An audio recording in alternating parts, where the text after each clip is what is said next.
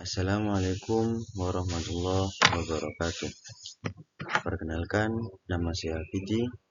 Pada kesempatan kali ini, kita akan membahas pengertian gender, jenis kelamin, dan konstruksi budaya. Di sini saya akan menjelaskan materi tersebut untuk memenuhi tugas sosiologi gender. Jadi kita akan memahami perbedaan mendasar untuk membangun masyarakat yang lebih adil dan setara. Kita akan membahas sebuah topik yang sangat penting dalam bidang sosiologi dan studi gender, yaitu pengertian gender, jenis kelamin, dan bagaimana budaya membentuk persepsi dan peran sosial manusia. Materi ini sangat relevan atau sangat cocok untuk memahami mengapa manusia berperilaku berbeda sesuai dengan gender mereka dan bagaimana norma sosial memengaruhi kehidupan kita sehari-hari. Pertama,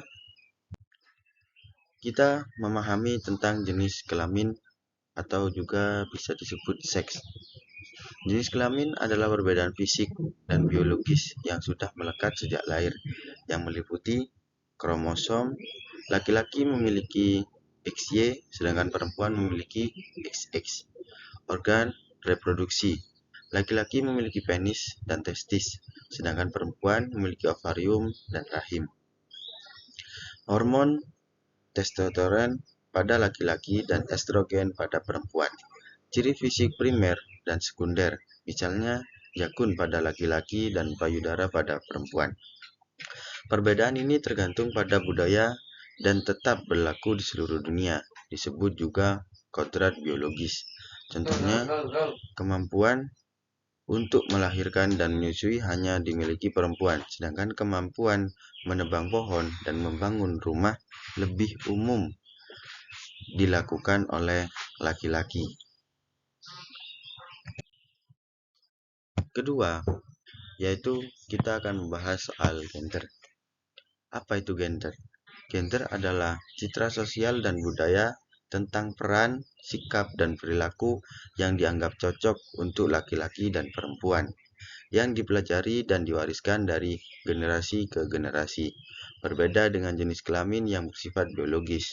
Gender adalah konstruksi sosial yang dinamis dan bisa berubah sesuai budaya dan zaman.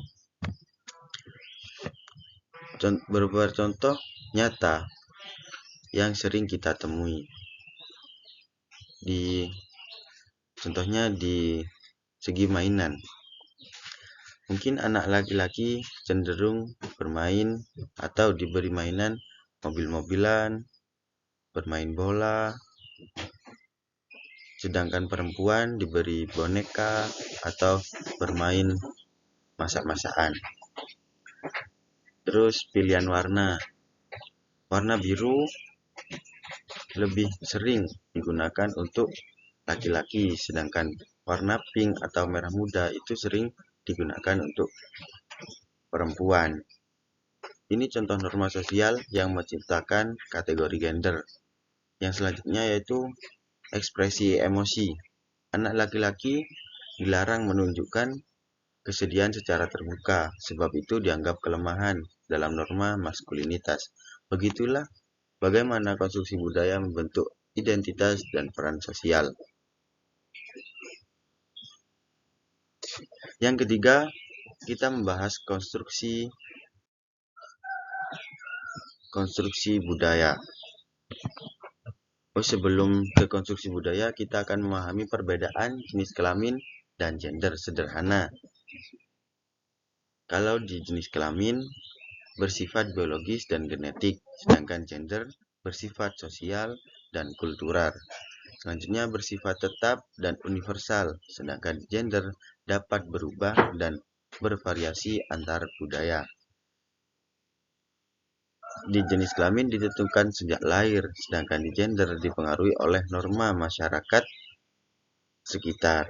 Pemahaman terhadap perbedaan ini sangat penting sebab peran gender yang kaku seringkali menjadi akar ketidaksetaraan dalam masyarakat. Selanjutnya kita akan bahas konstruksi budaya. Konstruksi budaya adalah proses di mana masyarakat menciptakan norma, nilai, dan harapan tentang apa yang dianggap pantas dan tidak pantas untuk laki-laki dan perempuan. Sejak kecil, melalui keluarga, pendidikan, media, dan lingkungan sosial lainnya, manusia diajarkan tentang peran gender yang berlaku di masyarakat. Misalnya, anak perempuan didorong untuk belajar merawat boneka dan memasak, seperti contoh yang sudah saya sebutkan tadi. Sementara anak laki-laki diajarkan bermain dengan mobil-mobilan atau menggambar bangunan. Proses ini membentuk tanggung jawab dan identitas gender sehingga tampak alami, padahal sebenarnya adalah hasil dari konstruksi sosial.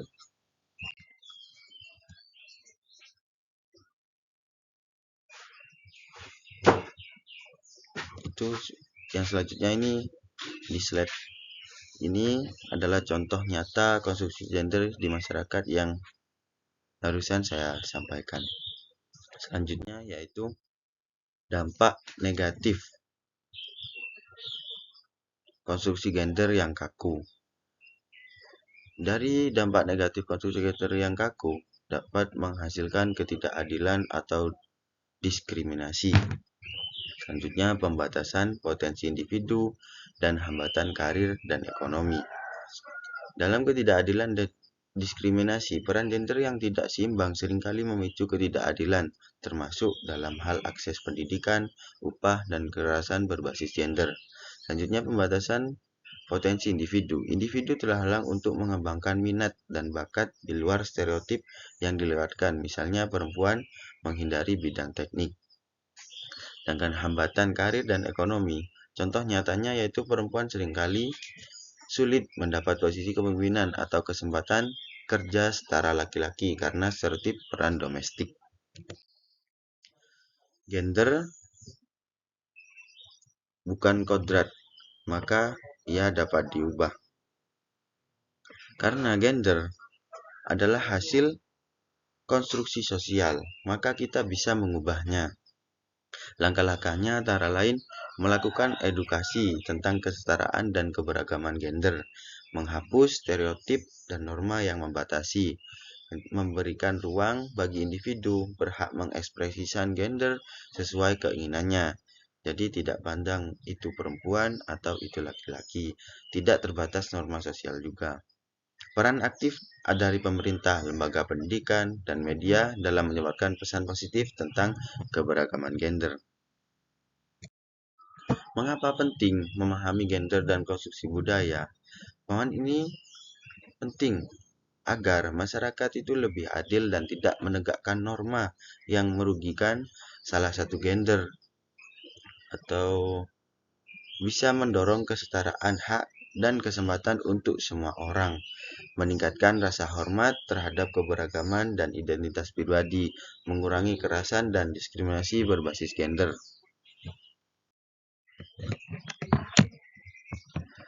Kesimpulan dan langkah selanjutnya, atau kesimpulan akhir lah.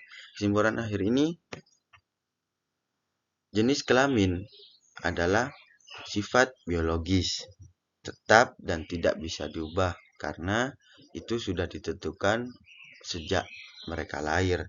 Sedangkan gender adalah konstruksi sosial atau hasil konstruksi sosial yang bisa dan harus diubah demi keadilan. Karena dengan apa yang sudah terjadi sekarang itu tidak adil. Yang selanjutnya, kita harus membuka ruang lebih luas bagi keberagaman gender adalah langkah penting menuju masyarakat yang adil, inklusif, dan penuh rasa hormat. Terima kasih atas perhatian Anda. Saya akhiri presentasi ini. Wassalamualaikum warahmatullahi wabarakatuh.